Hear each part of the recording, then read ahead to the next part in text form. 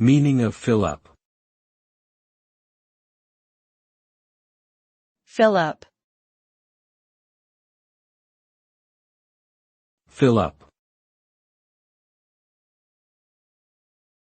Fill up. Fill up.